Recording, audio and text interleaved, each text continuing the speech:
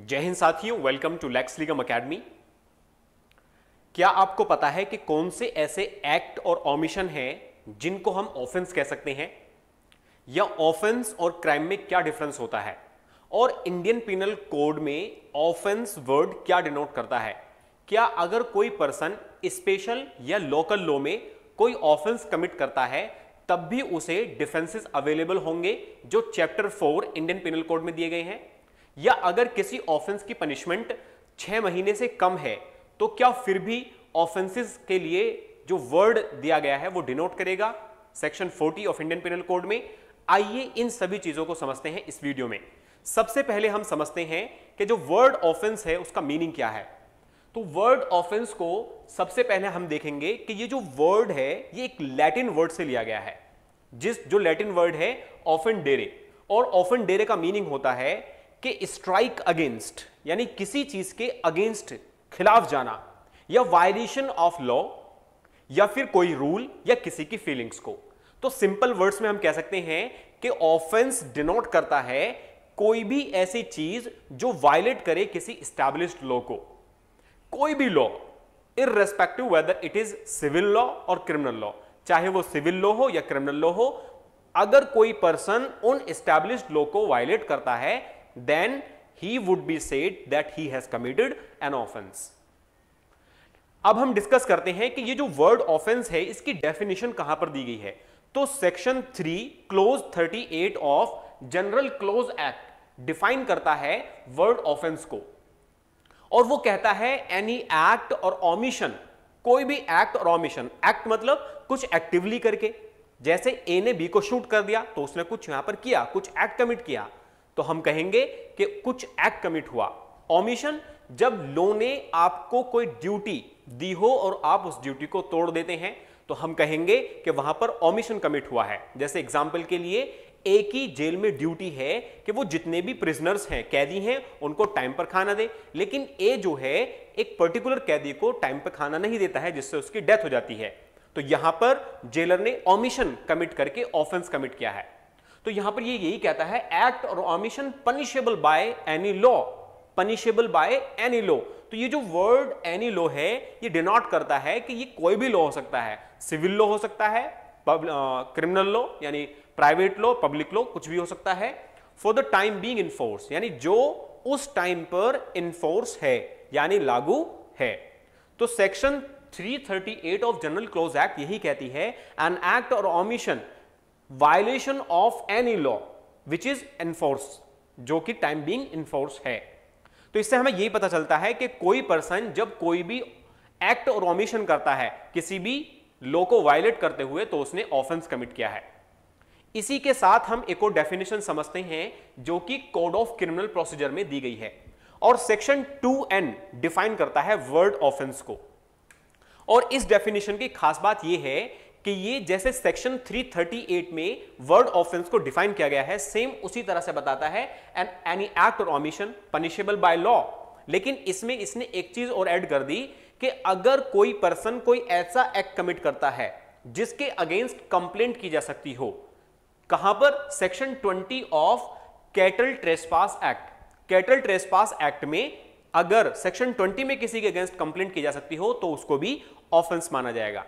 ये एक ऐसा कानून है जो किसी लैंड में जो कैटल्स होते हैं, मवेशी होते हैं, अगर वो ट्रेसपास करते हैं तो उसके रिगार्डिंग इसके अंदर बात की गई है। तो इन दोनों डेफिनेशन से हमें समझ में आया कि जो वर्ड ऑफेंस है वो डिनोट करता है anything which is punishable by law. Next इसमें हम देखते हैं एक इंपॉर्टेंट डेफिनेशन जो कि आपकी इंडियन पिनल कोड में दी गई है। इंडियन पिनल कोड का सेक्शन 40 डेफिनेशन तो प्रोवाइड नहीं करता है, वो ये डिफाइन नहीं करता है कि जो वर्ड ऑफेंस है इसका मीनिंग क्या होगा। इसके विपरीत ये डिफाइन करता है कि अगर इंडियन पिनल कोड में किसी भी सेक्शंस में अगर वर्ड ऑफेंस आया है तो वो किस चीज को डिनोट करेगा, और इसने 3 चीजों में यानी 3 क्लोज में 3 पैरा में अपनी बात को डिफाइन करने की कोशिश की है।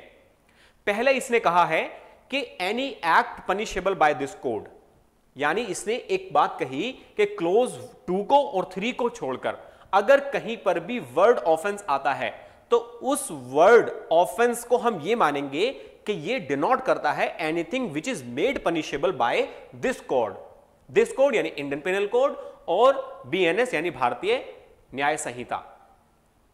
अब क्लोज 2 और 3 समझनी जरूरी है।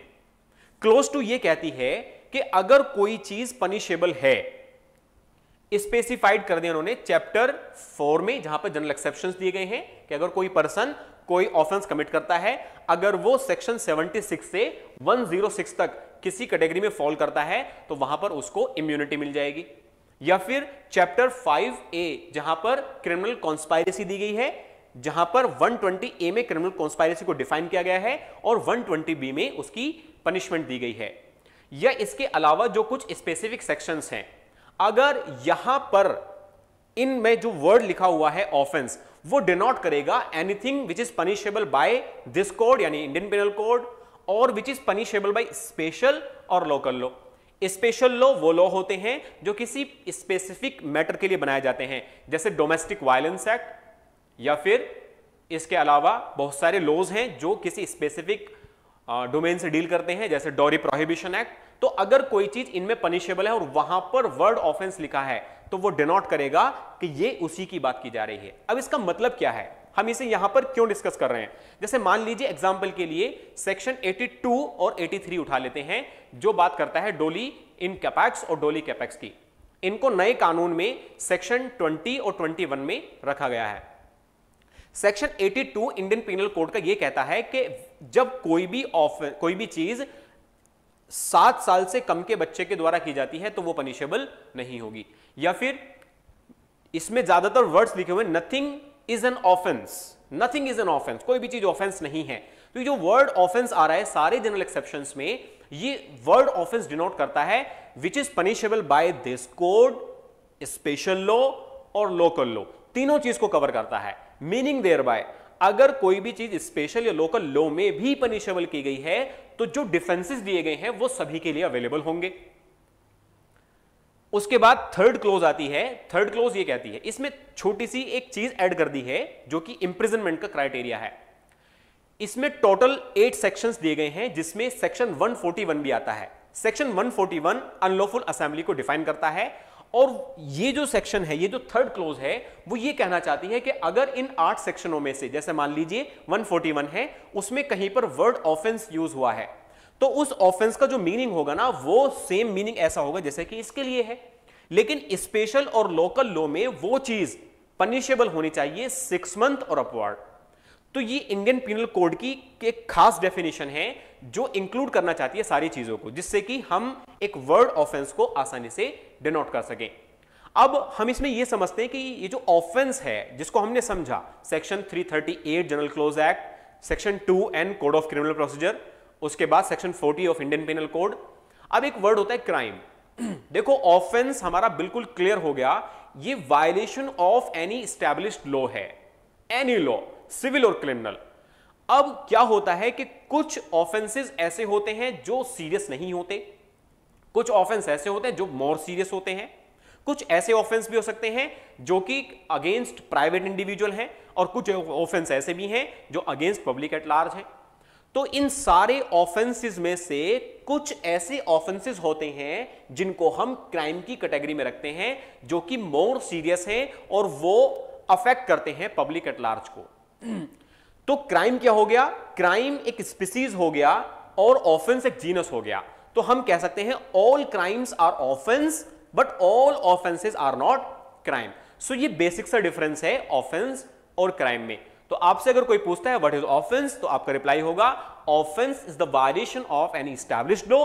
And what is crime? Crime को डिफाइन भी किया गया है, जैसे ब्लैकस्टोन ने डिफाइन किया है कि ये एक्ट और omission violation of public law जो लार्जली पब्लिक को अफेक्ट करता हो, पब्लिक सोसाइटी को अफेक्ट करता हो, तो ये पब्लिक लॉ का वायलेशन होता है। तो ये एक इसकी स्पीसीज है।